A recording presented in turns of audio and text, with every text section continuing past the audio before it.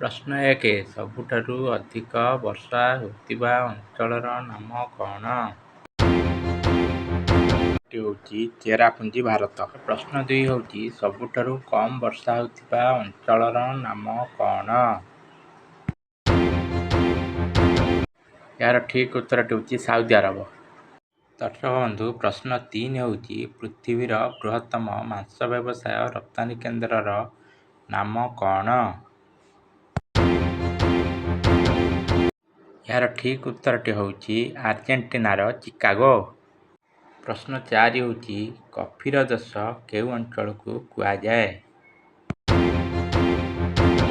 ଏହାର ଠିକ୍ ଉତ୍ତର ହେଉଛି ବ୍ରାଜିଲ। ପ୍ରଶ୍ନ 5 ହେଉଛି ଲବଙ୍ଗ ଦ୍ୱୀପ କେଉଁ ଅଞ୍ଚଳକୁ କୁହାଯାଏ? ଏହାର ଠିକ୍ ଉତ୍ତରଟି ହେଉଛି ଜାଞ୍ଜିବାର। ଦର୍ଶକ ବନ୍ଧୁ, ପ୍ରଶ୍ନ 6 ହେଉଛି ପିରାମିଡର ଦେଶ କାହାକୁ କୁହାଯାଏ? ଏହାର ଠିକ୍ ଉତ୍ତରଟି ହେଉଛି ମିଶର। ପ୍ରଶ୍ନ 7 ହେଉଛି ଖଜୁରୀ କୋଳିର ଦେଶ କାହାକୁ କୁହାଯାଏ? ଉତ୍ତର ହେଉଛି ଇରାକ। ପ୍ରଶ୍ନ 8 ଅଧିକ ଭୂମିକମ୍ପ ହେଉଥିବା ଦେଶର ନାମ କ'ଣ? ଠିକ୍ ଉତ୍ତରଟି ହେଉଛି ଜାପାନ। ପ୍ରଶ୍ନ 9 ହେଉଛି ଅଧିକ ବାତ୍ୟା ହେଉଥିବା ଦେଶର ନାମ କ'ଣ?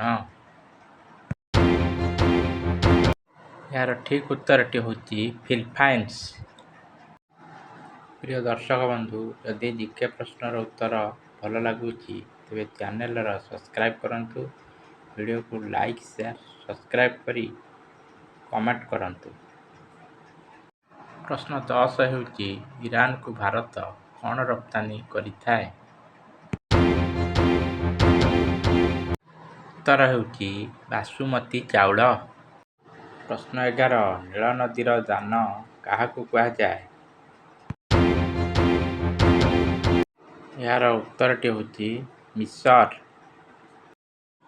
ପ୍ରଶ୍ନ 12 ହେଉଛି ଚୀନର ଦୁଃଖ କାହାକୁ କୁହାଯାଏ? ଏହାର ଉତ୍ତର ହେଉଛି ହୁଆଙ୍ଗ ହୋ।